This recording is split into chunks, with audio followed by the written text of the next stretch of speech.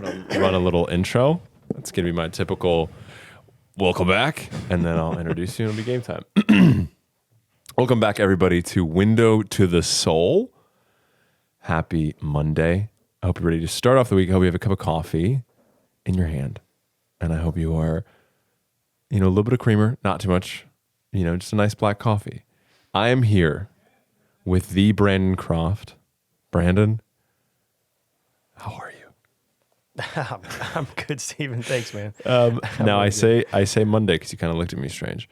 We're gonna post it on Monday. I'm not completely. I know it's Thursday. I'm not completely off the bat here, but Monday at 9:15 EST. Nice. Is when the world will be listening. I like it. Brandon, I don't know if you've listened too much to the other podcasts. I have, yes. I'm a long time listener, first time caller. I'm a return first time caller. I'm a return subscriber. But I try to ask this question. Okay. Now, I don't know if you prep for it. I hope not, because it's better to catch you in the element. Now, you get off. Where are you from? PA? Maryland, actually. I did a little bit of Facebook research, and I was a little off the bat on that one, but we'll get there. Good. So Maryland. Yep. I'm going to be in Maryland this weekend, actually. Oh, yeah, where are you going? I'm going to Annapolis. I love Annapolis. I'm doing a little bodybuilding show. Oh, that's awesome. Yeah. So my whole family is from Maryland. I grew up in Maryland. My aunt and uncle live in Annapolis. Jess and I got married in Annapolis. So it's beautiful. I've known Annapolis my whole life. Wow. Technically, so it's called, they say on the website it's Annapolis, but it's technically in, I'm gonna pull this up really quick. Stay right there. I'm Do right here. not move. I'm not going anywhere. Don't move. This is crucial. Okay, here we go. I'm gonna figure it out. I'm gonna be in a Bowie. Oh, yeah, just right outside. Yeah, which isn't as nice, is it? Not as nice, but I've heard that it's close not enough to Annapolis. You get to spend a little bit of hours there if you want to. They call it. They say so. It's the Bowie Arts Center, and it says Annapolis. Oh, it's Annapolis Road, Bowie, Maryland. That's kind of Annapolis Road tricky. Switcheroo there. But anyway, what airport is in Maryland? Do they have an airport in Maryland? Yeah, they have Reagan. This is up there in DC. They have BWI up closer to Baltimore. Which one would you use? I probably would go BWI. All right, so you're at BWI. You're fresh off the plane. It's a red eye. You got your cup of coffee. It was $7 for this much coffee. Yep. You're hailing Worth the every Uber. drop. Right, worth every. It tastes like a Keurig. It's probably a Keurig. But you're hailing the Uber. You thought ahead. You were on the app. You didn't use Uber X because you're a financially frugal man, but you used Uber normal. Pulls up, probably like a Toyota, something nice. Daniel, the Uber driver, is his name. He welcomes you, grabs your bag, you sit down, he puts his hand on the passenger seat headrest because you're in the back, and he kind of turns around like your dad did when you're learning to drive. Mm-hmm. So he turns around and he says, Brandon, what do you, he's trying to make conversation. He's trying to get the tip. Brandon, what do you do for a living? Now this is your chance. You could either extrapolate or you could give Daniel a little one, but what would you tell Daniel that you do for a living in that Uber? Well, Daniel, I actually work for... I am Daniel in this situation. I work for Richmond Window Corporation. I am the training manager. I basically get the new class prepped and ready for a long career of high volume sales and happy customers for life. Yeah. And that's kind of like a nutshell. Yeah, I love it. Yeah. Just make sure that people understand the process of, what we do and how we do it, and get them ready to embark on this journey in this career. It's very fruitful, but it's definitely involved, and I'm learning that more and more, and the process is amazing. Yeah. He's satisfied. He says, "Oh, okay." Yeah. He said, "Windows, right," and then Absolutely. he pulls away. So Maryland. Yeah. You were there the whole time? Like, did you say you grew up in Maryland? Yeah, I mean, I technically moved there when I was 12. Okay. But yeah, pretty much all through when I left to go to college. Yeah, I lived in Maryland. So How is Maryland? All I know about Maryland is there's good seafood, the Ravens, and there's like a bridge, and it's close to DC. Yeah, I mean that's kind of all you really need to know. And there's the weird. What's the? I see. There's like crabs all over. Is it the flag that has the crabs all over it? The flag? Is it no? Am I way off? I always see like a Maryland sticker, and it's like red and yellow. Oh, is yeah. Is that the flag? It is the flag. Okay, I knew that. But there's like crabs on it, right? No, there's no crabs on Why the am I flag. thinking there are crabs on the Well, flag? it's because Maryland is known for their crabs. The Right. blue crab is very local to Maryland. Very popular in all the restaurants. Have the best crab cakes, soft shell crab sandwiches. If you go out on the ocean, you do. My family, we used to go to every year. We would go do like a crab feast and just go Wow. pick crabs and eat it, and enjoy them, and love it. Yeah, there's nothing like the blue crab. Oh well, I have to. Man, the blue crab. Yeah. The only experience I have with crabs are at the Outer Banks and the little ones that run on the beach. And I grab my dog would just bite at them. But I've never. My wife is from the Philippines. Okay. So she brought a lot of culture into the home, and I am just a burger and burrito type of guy. So she's very into seafood. And I've gotten into it last year. I think that's me coming into my adulthood as appreciating seafood, because before it was like terrible. But the blue crab. So this weekend I'll have to try the blue crab.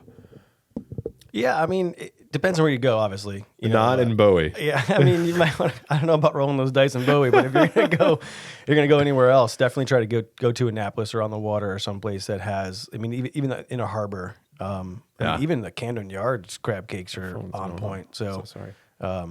Camden Yards crab cakes. yeah, Is that like so? The crab. I'm just fast. I think Maryland is super cool.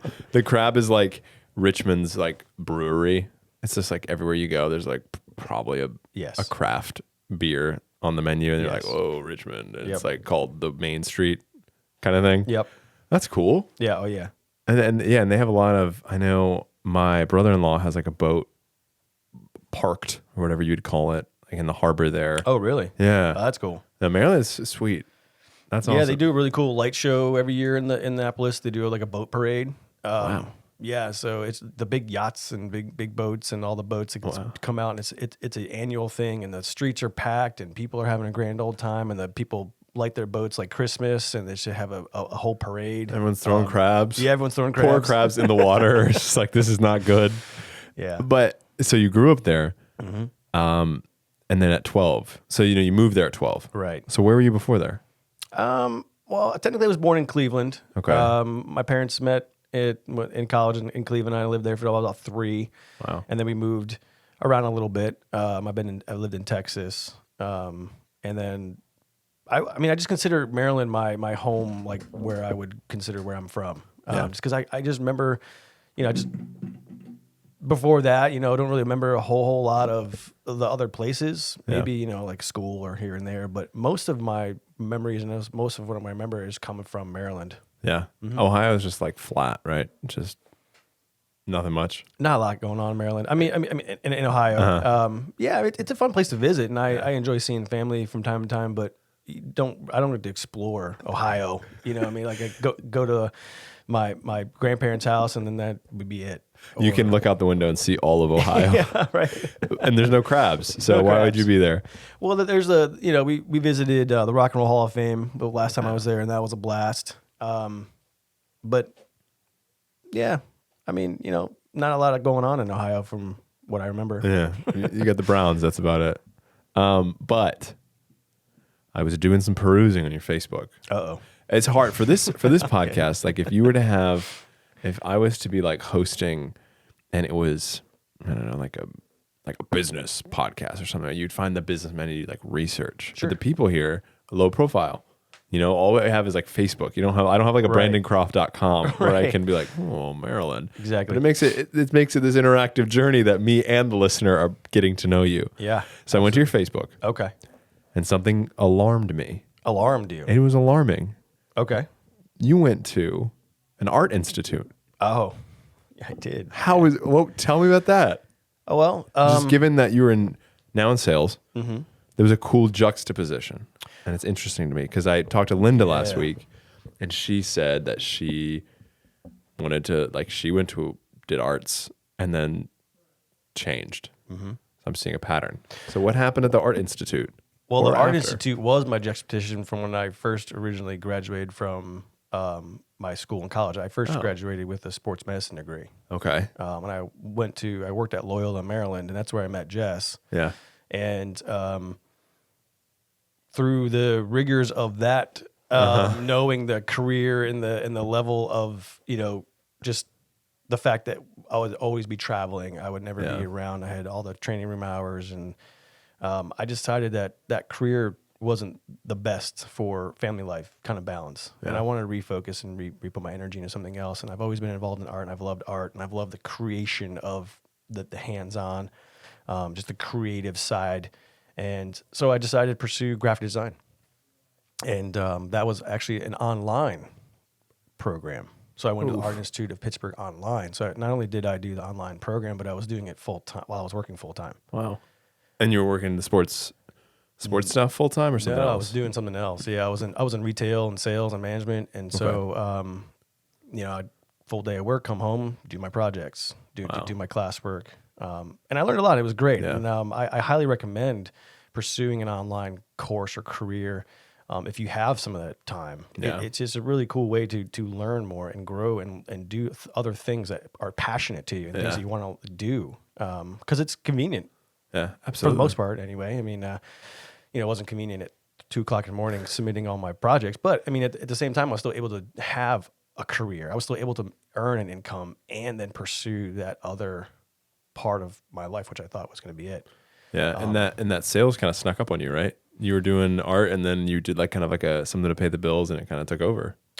Yeah. So I mean, I when I graduated from the Art Institute, I actually work at a photography company in Baltimore, and I was part of that program. So I did a lot of professional photography, photo retouching, contract design, product design. I worked. It was great. I had a really good time, and that company there reminds me a lot of the company culture here, and I missed that. And so I just grew that and became manager in that, became department chair in that, and then just we moved down here for Jess's work, and then that was where I became a little bit more involved in sales and retail and management. That's sweet. I didn't know you had a photography background. Yeah, I do. I'm a big fan. Yeah, photography, the whole thing, the lights, the setup, the stage, the backdrop, the whole, all of it. Yeah, for sure. And so you're in the heart of the photo studio. Mm-hmm. I'd actually need to. I need to come. Do you know how to do like film development? Or not like the old fashioned stuff. I was gonna say I'm definitely gonna come to you. I got 35 millimeter film that I need to use. No, I mean more digital. Everything was more digital. Obviously with the Lightroom, Photoshop, all that stuff. Yeah, I would travel the country and take photos of fraternities and sororities. We do fraternities like the headshot composite photos. Wow. And then we did the bid day, which for the sororities would like when they bring the new girls to the sorority. Wow. We would just do large photos, and I was the guy that was a hype man, right? So the guy behind me is taking the photographs, and I'm out there just trying to get the sales on the spot with the girls and talking to them and hyping them up and getting everything ready to go. And it was awesome. It was wild. It was traveling the country, seeing all these cool universities and just hundreds and hundreds of screaming people, and it was probably awesome. It was intoxicated screaming people. That's awesome. Maybe. That's so cool. So, man, that's interesting. So you would go to different. What was the best university that you traveled to? Arizona State. Why is that? It was just I feel like you should be working for like a Barstool. I mean, I've been to Syracuse, Penn State. I've been to Michigan State. I've been to Florida State. I've been to Ohio State. I mean, I've been all of and even large conventions, both fraternities and sororities, and it was just a really cool. It was just very cool, exciting, time in my life, and it was a blast. And I met a lot of really cool people, and I learned a lot of really cool things, and I thoroughly enjoyed it. That sounds like one of those like bucket list careers. Just like, you know what, I'm going to travel the world and take photos of fraternities and sororities. I mean, it was fun. It was a lot of travel. Yeah. Remember I talked about, I was like, I got out of sports business. I didn't want to travel so much. Yeah. Well, here you are. Here I am. But it was a different type of traveling, right? Yeah. I was on the road for a week at a time and missing, a lot of everything. So, I mean, it was still a lot of intensity. It was still a lot of energy. It was still a lot of focus. It was a hard work, but it was different. It was fun. That's awesome. It was a blast. Yeah. You need to write a book about that. Traveling the world in 50 days to every fraternity. Yeah, right. That's awesome. And then man, I wish we could do another episode just unpacking all the stories of that. So you finish up being the man on campus. And so, and second, going back to what you said about taking online courses. Yeah. I did graphic design as well. Oh, yeah. I took a bunch of online courses at Liberty. Oh, wow. That's and awesome. I was even residential, and that was hard. So props to you. Hey, I thanks, hate man. graphic design. They gave us this big Illustrator book. No, not even Illustrator, InDesign. Oh, right. Yeah. And you had to follow each page. And me, at the time, I'd like to think I've grown in this a little bit, but I could not just like open the, like it was like read 2 through 7 and complete all these steps. And I hated it because it was just like open up the cursor, draw a box. So I tried to skip to the end and like complete it. And then I would just, so it was, I think that's it was a mess. that summarizes a lot of things what people do when they focus on a goal or something else they want to do. It's the mindset. We talked kind of like the ego. Yeah, you know me. The work, the first part, the hardest part is that. All right, step 1, open the tab, open the book. Boom.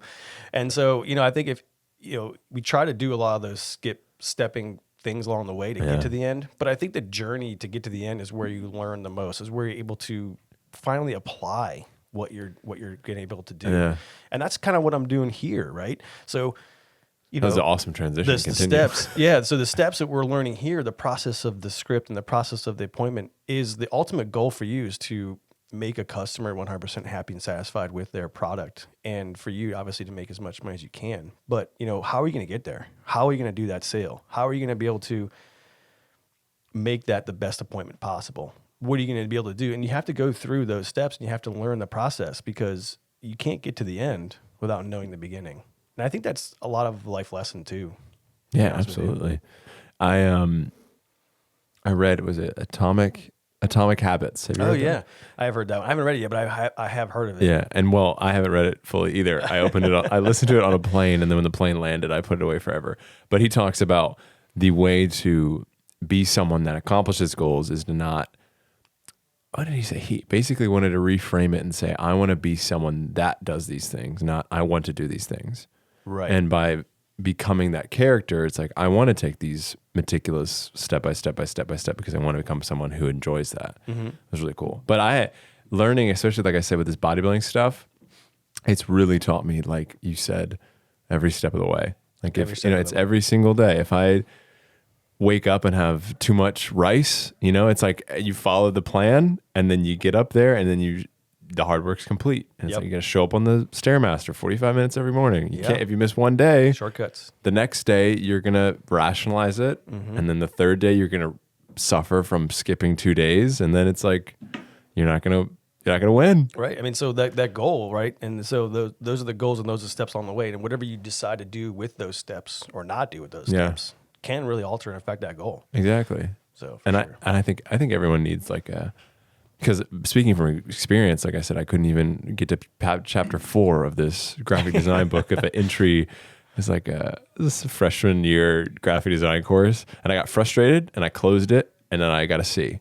So it was like if I just went step by step, barreled through, and the lesson I had to learn the hard way last year because I lost like 65 pounds, and I learned like, congratulations. Thank you. Well, it was like 4 months of wake up every day, do an hour of cardio, eat this, train for this long, and go to bed. Like it was a crash course on what discipline looks like. I've been there. I understand. Yeah. I used to weigh about 60 pounds heavier. I Let's decided go. to make a lifestyle change. I decided that I just no longer wanted to be that way. I think that's what it takes sometimes for people to get to that. It's like, I do not like what I'm doing, my habits, or how I internalize and portray myself.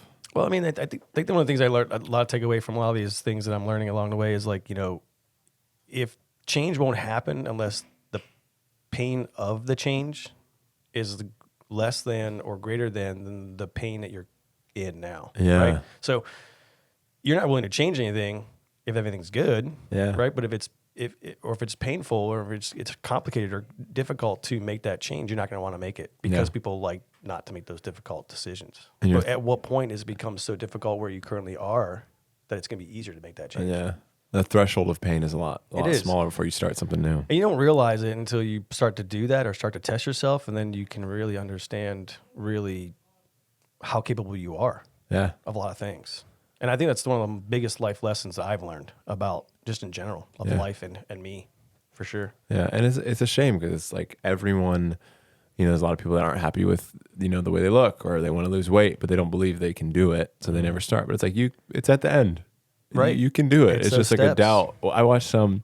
What is that have you seen those YouTube motivational videos that got like 400 million views? They're like 7 years ago. It's just like a bunch of Rocky quotes and then some motivation. No, have you ever seen those? I'm not familiar with. They're incredible, but it's basically a compilation of like sad movie scenes, or not even sad, but like the champion gets knocked down. Oh, right. It's like Rocky talking to his son about how hard you hit. Yeah.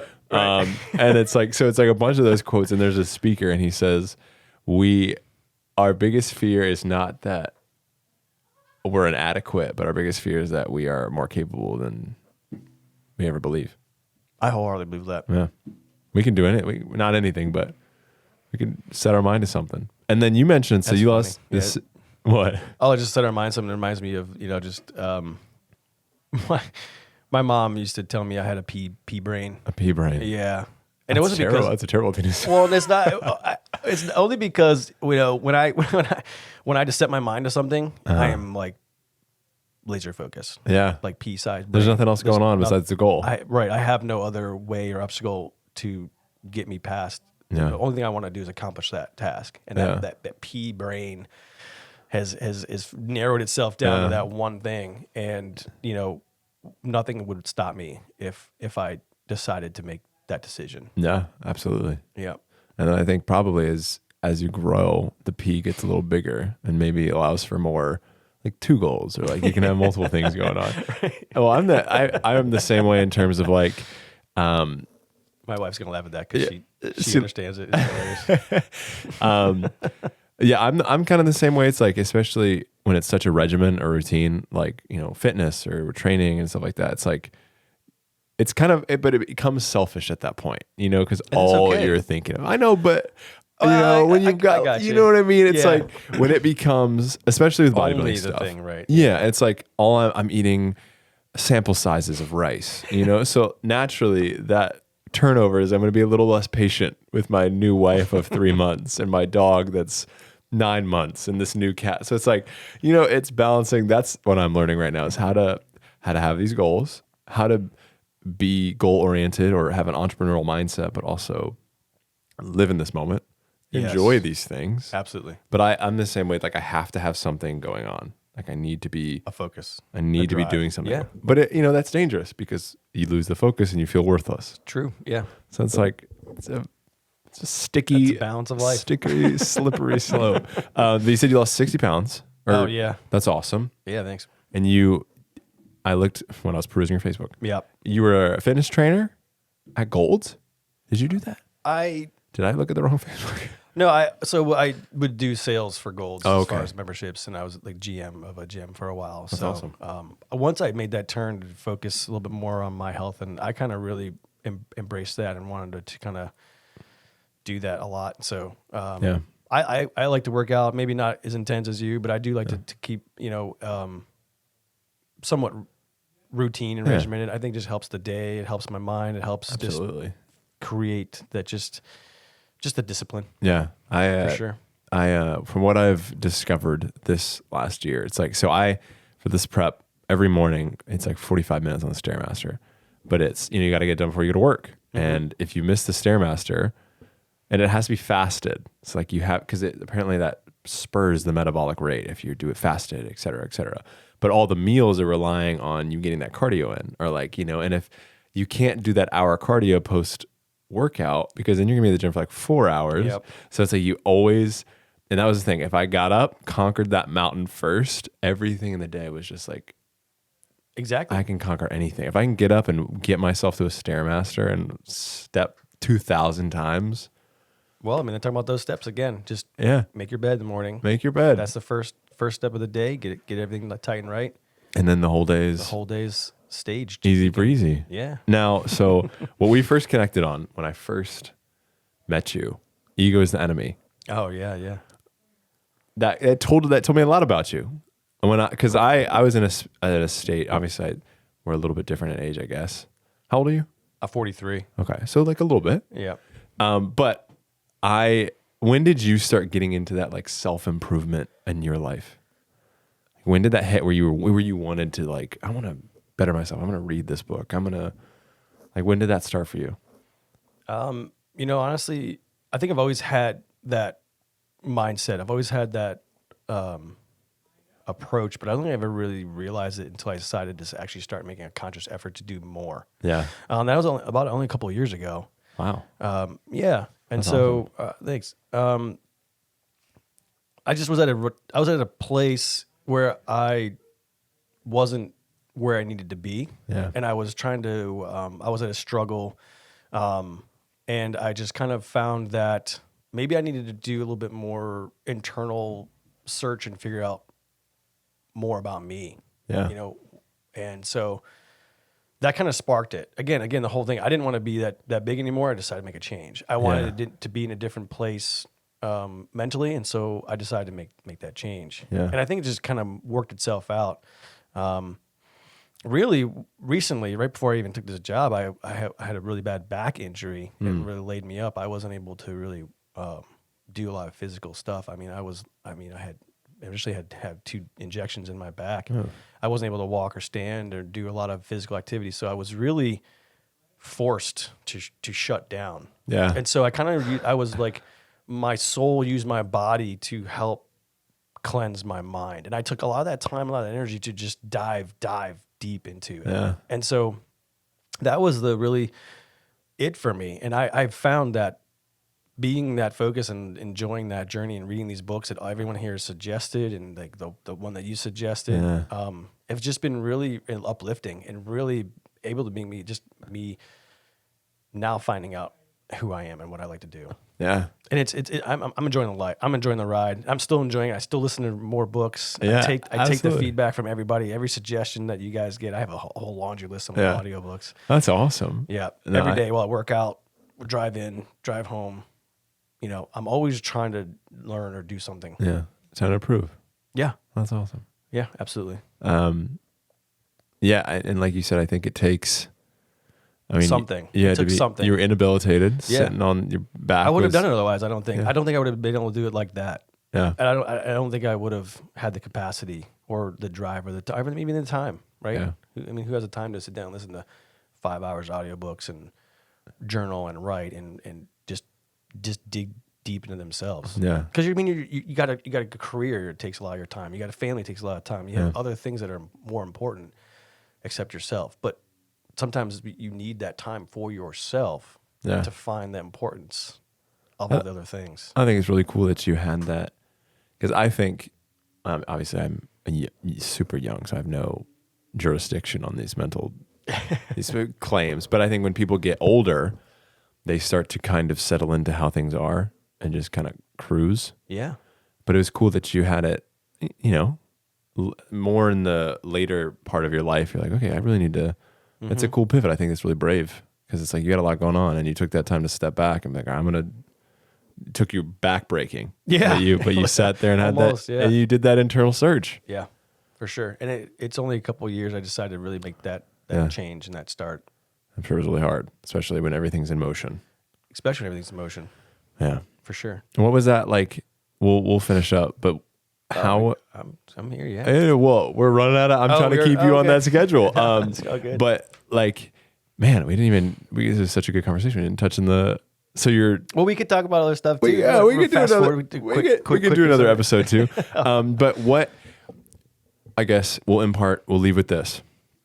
You're training up salespeople, referencing that journey that you had at rock bottom per se. What would you impart to these new salespeople that maybe haven't had that moment, or maybe that moment is what they need to really up the numbers, or have a fruitful life, or have that discipline and motivation? Like what did you learn about yourself that you can impart to people that you're training? Sorry, that was a loaded question. It was a loaded question. Take your time. Not that much. Yeah, you've got about 2 minutes to take. I think the journey is actually enjoyable. It might be a little hard, right? There's going to be a lot thrown at you. There's going to be a lot that we're going to expect of you. and I'm speaking both this and for life. Yeah. But if you're able to actually just digest it how you are able to, and really take from it what you can, Yeah.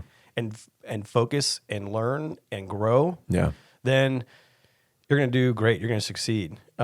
Because those steps along the way, like we talked about, all the steps, they're trippy, they're tricky, they're slippery, they're going to be there to stumble, right? Yeah. And that's it's part of it, and it's okay. Yeah. And it's okay to not be as strong as you think you are. Yeah.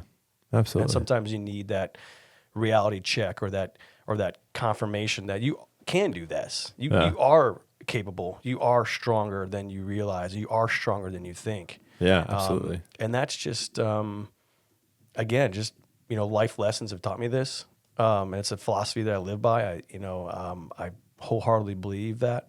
And so, yeah, if you decide to do something and you want to do it, get that pea brain, man. Get that pea brain. Laser focus. And I think what you said, like following that, you mentioned glean what you can and kind of interpret it. I think that's like a huge sign of like a mental fortitude, especially when someone, in the sales team, like people are going to follow the most charismatic guy, or like people are inspired by the guy that's the loudest. I heard this on other podcast, and it was like polarizing figures will say things and they're like, oh yeah, I believe that, because you want to be that person or be that salesperson, but that person's already taken.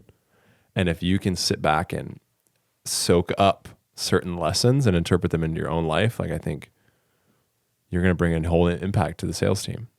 Exactly. And there's so many people in our company that have so much insight and knowledge and experience, and the culture itself is only to facilitate that. Yeah. It really is.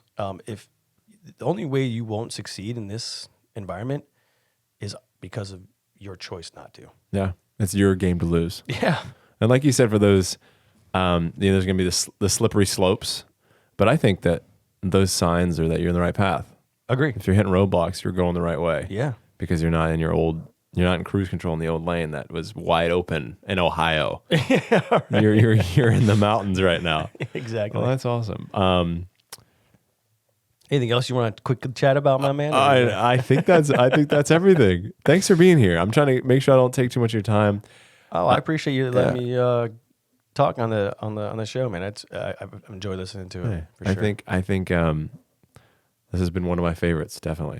This is Thanks, awesome. Man. Thanks. And to those listening at home on Spotify or Google Podcasts, I hope you have officially finished your cup of coffee that I mentioned at the beginning. I hope it wasn't the $7 airport coffee. I hope it was a good, I won't say Starbucks, but Starbucks is like, the best you can do around here. Make sure you share this, send this in the group me, comment in the group me what your favorite part was, say hello to Brandon when you see him, mention Ego is the Enemy, something I wanted to talk to him about, but I ran out of time because it took too long. But go read Ego is the Enemy. It's a great book. And if you see Brandon, give him a high five. Are you a knuckle man? Are you shaking the hand? Either one. It's up to you, really. Give him a hug. Yeah, I'm a hug guy. I like hugs. Bro hugs are good. Bro hug. Give him a hug. Brandon, thanks for being here. Thank you for listening, and have a wonderful rest of your week.